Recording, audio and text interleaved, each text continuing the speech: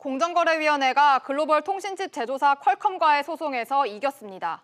최태원 SK그룹 회장과 이혼 소송 중인 노소영 아트센터 나비 관장은 1조 원대 재산 분할을 요구하는 맞소송을 냈습니다.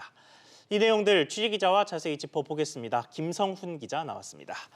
자, 김 기자, 먼저 공정위 퀄컴 소식부터 좀 짚어보죠. 이 재판이 워낙 액수가 크다 보니까 세기의 재판이다 이렇게까지 불렸는데 판결의 구체적인 내용이 어땠습니까?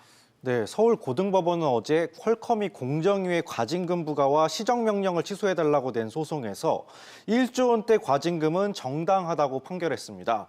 이번 소송은 지난 2016년 공정위가 특허권 남용 등 공정거래법 위반을 들어 퀄컴에 1조 300억 원의 과징금을 부과하고 퀄컴이 이에 불복하면서 시작됐습니다.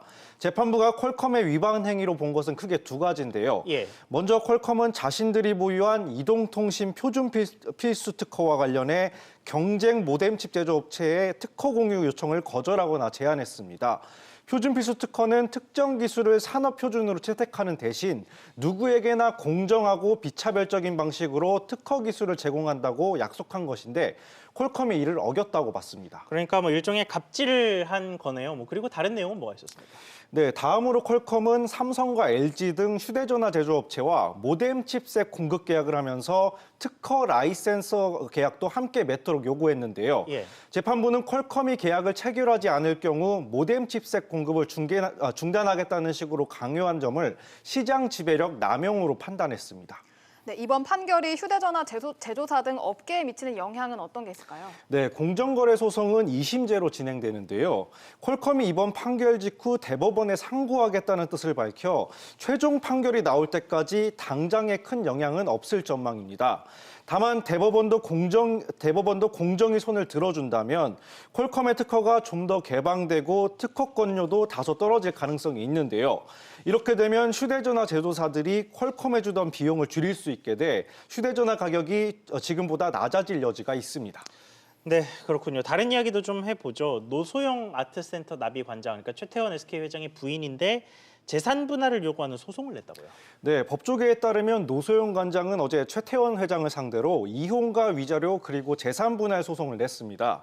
노 관장은 위자료 3억 원과 함께 이혼이 받아들여질 경우 최 회장이 가진 SK 주식 42.29%에 대한 재산 분할을 요구한 것으로 알려졌습니다. 최 회장이 보유한 지분은 전체 SK 주식의 18.29% 정도인 것으로 추산되는데요. 이 가운데 노 관장이 요구하는 주식은 어제 종가 기준으로 1조 3천억 원에 달합니다.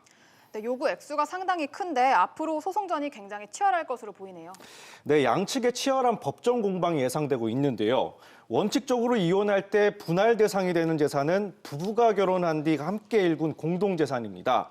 한쪽에서 상속이나 증여받은 재산은 통상적으로 분할 대상에서 빠지고요. 또 회사 경영의 안정성과 직결되는 재산인지도 판단에 영향을 미칠 것으로 보입니다. 최 회장 측은 재산 대부분이 선대 회장으로부터 받은 상속 재산으로 노 관장이 전혀 기여한 바 없다는 주장을 펼 것으로 보이고요. 반대로 노 관장은 혼인 뒤 생긴 재산의 경우 기여도를 따져서 최대 절반까지 재산을 나누도록 하는 원칙을 강조해 맞설 것으로 예상됩니다. 네, 김 기자 이야기 잘 들었습니다.